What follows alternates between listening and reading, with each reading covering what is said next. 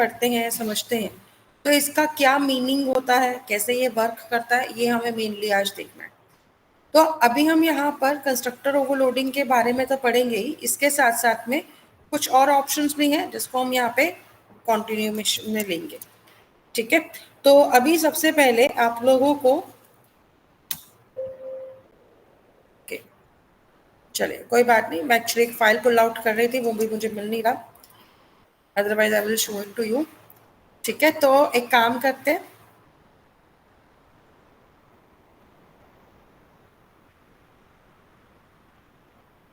Is my screen visible to all of you? Yes ma'am. Okay, see, तो जब हम constructor overloading की बात करते हैं, तो कंस्ट्रक्टर ओवरलोडिंग का मीनिंग क्या होता है? When we have more than one constructors in a class which have different, या फिर हम कह सकते हैं which have either different number of parameters or different, then it is known as constructor overloading.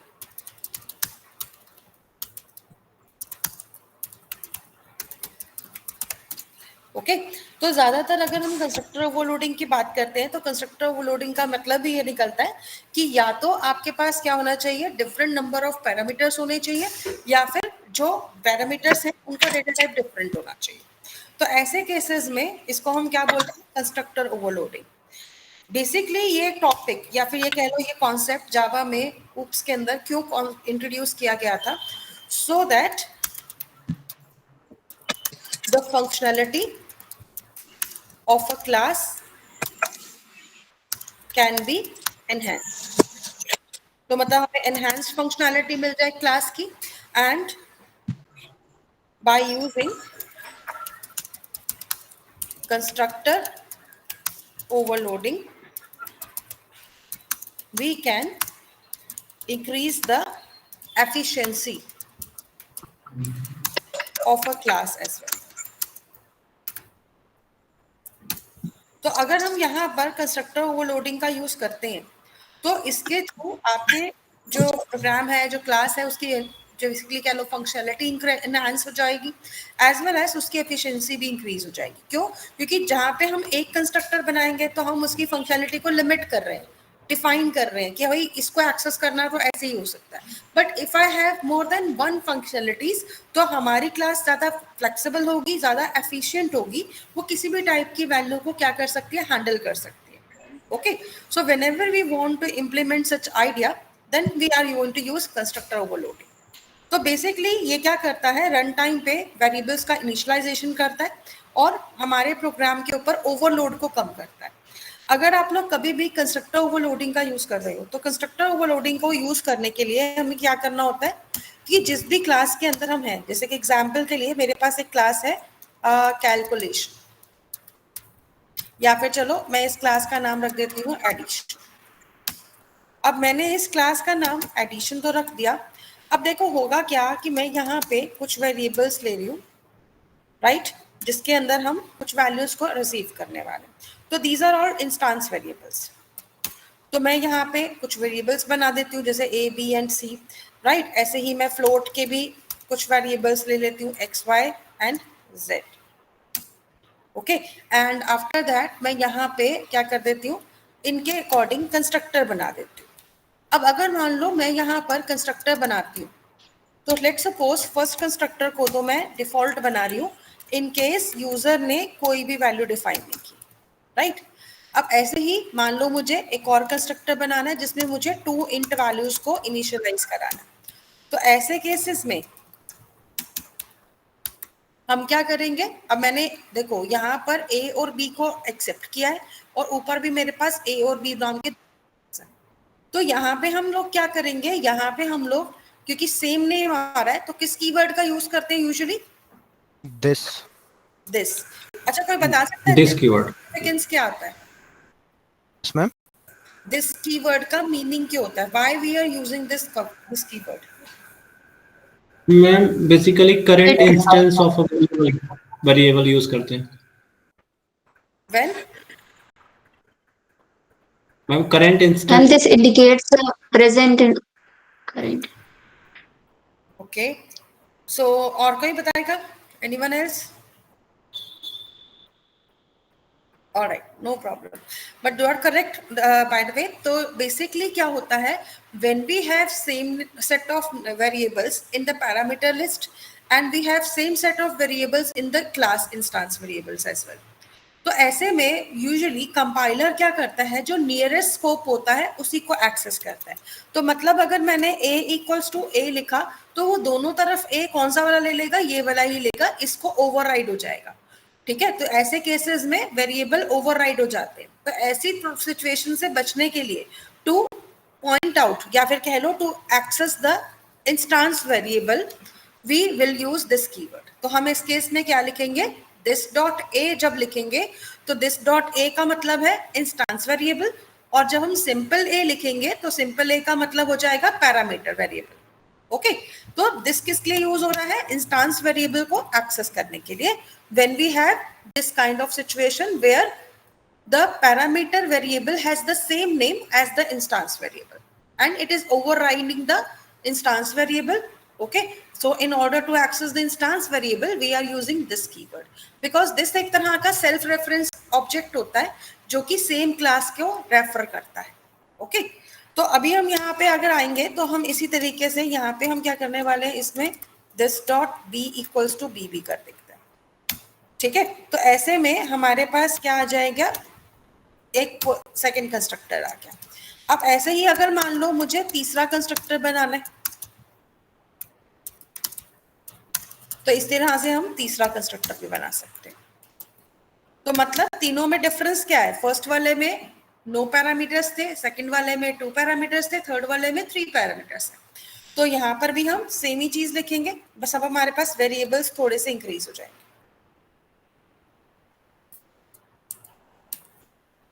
Right, ऐसे ही अगर मान लो एक तो ये हो गया कि नंबर ऑफ वेरिएबल हमने डिफरेंट दे दिए, यहाँ पे 9 वेरिएबल था, यहाँ पे 2 वेरिएबल था, यहाँ पे 3 वेरिएबल था। अब अगर मान लो मुझे यहाँ पर क्या करना है, मुझे यहाँ पे फ्लोट्स को भी यूज करना हो। मान लो मैंने दिया x, y, z, तो मैं 3 वेरिएबल्स दे रही हूँ। सॉरी माय मिस्टेक, इसको हमें क्या करना पड़ेगा? फ्लोट लेना पड़ेगा।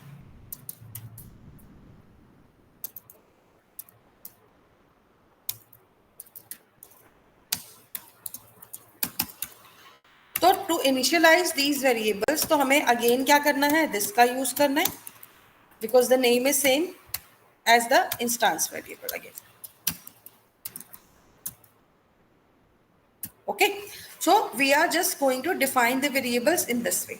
सो अगर आपके पास इस टाइप के कंस्ट्रक्टर्स बनते चले जाते हैं तो this is known as constructor overloading in Java. Okay, इतना क्लियर है सभी को? Any doubts?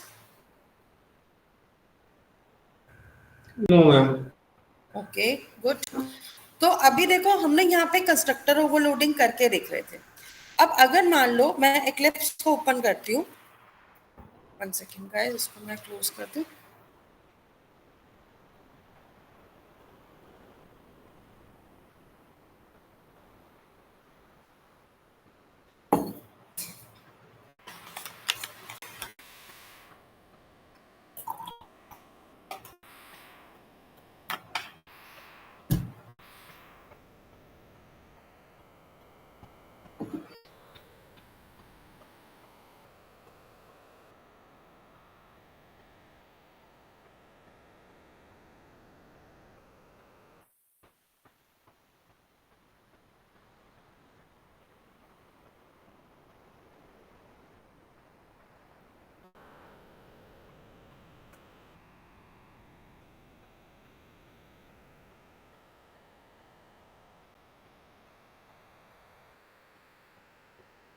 ओके, तो देखो अगर आप कभी भी कहाँ पे काम कर रहे हो, एक्लिप्स में काम कर रहे हो या फिर किसी भी आईडी पे काम कर रहे हो, तो ऐसे केसेस में अगर मान लो मैं यहाँ पे एक क्लास बनाती हूँ, तो एज आई टोल्ड यू कि हर क्लास के पास एक डिफॉल्ट कंस्ट्रक्टर तो होता ही होता है, राइट?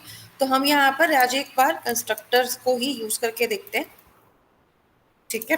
तो हम कीवर्ड्स का यूज नहीं करते जब ये, फिलहाल तो हम यहाँ पे कोई और नाम ले लेते हैं, डेमो कर देते हैं। अब देखो मैंने अगर यहाँ पर क्या लिया, कुछ वेरिएबल्स को यूज किया, तो हमने जैसे अभी वेरिएबल्स लिए थे, मैं वैसे ही वेरिएबल ले लेती हूँ। तो सबसे पहले तो मैंने यहाँ पे क्या किया, एक डिफॉल्ट कंस्ट्रक्टर बना देते हैं। Okay, so this is a default constructor. जब ये इनिशियलाइज होगा तो हम क्या करेंगे, एक सिंपल सा टास्क करेंगे कि जो हमारे पास वेरिएबल्स हैं उन सभी को 0 से इनिशियलाइज कर देते हैं। ओके, सो दैट कि क्या प्रॉब्लम ना हो कि इनके अंदर नो वैल्यू है। वैसे तो बाय डिफॉल्ट इनकी वैल्यूज डिफाइंड होती हैं, अगर आप चाहो तो वो ले सकते हो, मतलब उसके इसको छोड़ भी सकते हो, बट फिलहाल के लिए मैं इसके अंदर इस तरह से वैल्यूज को सेट कर देती हूँ। अब देखो अगर मुझे क्या करना है, मुझे यहाँ पर 1 सेकेंड, मुझे यहाँ पर क्या करना है, कंस्ट्रक्टर्स को लेना है और पैरामीटराइज कंस्ट्रक्टर लेने। अब आप सोचोगे यार इतने सारे कंस्ट्रक्टर बनाने पड़ेंगे, राइट? तो इसी का एक शॉर्टकट बता रही हूँ। शॉर्टकट है alt plus shift plus D. I think सबको पता ही होगा। तो इसको हम क्यों यूज करते हैं, ताकि हमारे पास ये वाला मेन्यू आ जाए। 1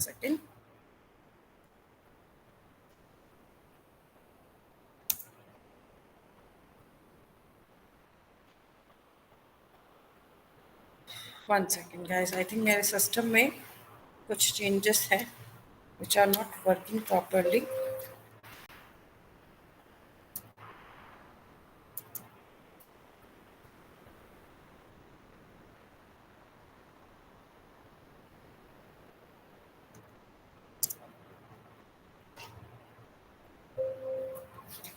Okay, just give me a moment, guys.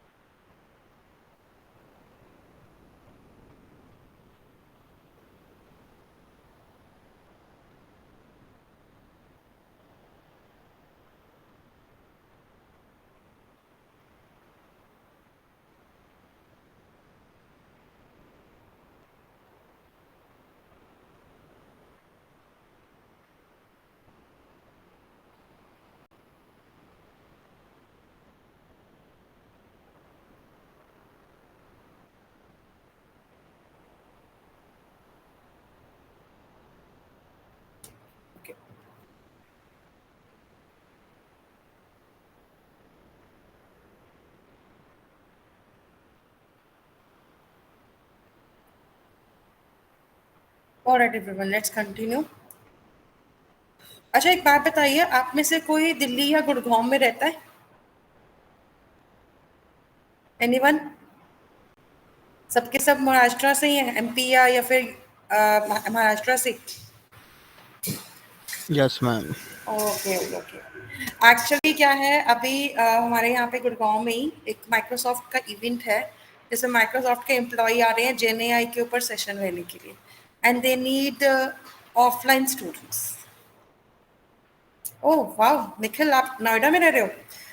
तो निखिल, अगर आप आना चाहो तो मंडे को 10:30 तक आपको पहुंचना होगा। पहुंच पाओगे गुड़गांव में? Okay nice. तो एक काम करना, मुझे अपनी डिटेल्स भेज देना जरा, अपना नेम, एएफ कोड और व्हाट्सएप नंबर, ठीक है? लेकिन ये है कि 10:30 तक पहुंचना पड़ेगा निखिल आपको। मैं आपका नाम डाल दूंगी लिस्ट पे, क्योंकि अभी क्या रह रहा है ना, आज शाम से ही हम इसी लिस्ट पे काम कर रहे हैं, क्योंकि मुझे वहाँ पे अराउंड 25 स्टूडेंट्स का मतलब को वहाँ पे लेके जाना है। और स्टूडेंट्स तो आ ही रहे हैं, बस अगर आप में से भी कोई आना चाहता है, कि लेट्स सपोज आसपास रहते हैं, तो then you can also come. ठीक है, तो ओके, ठीक है निखिल, तो आप मेरे को मैसेज कर देना एक बार। मंडे को सुबह 10:30 तक पहुंचना पड़ेगा यहाँ पर। Okay, so this session is on Gen AI.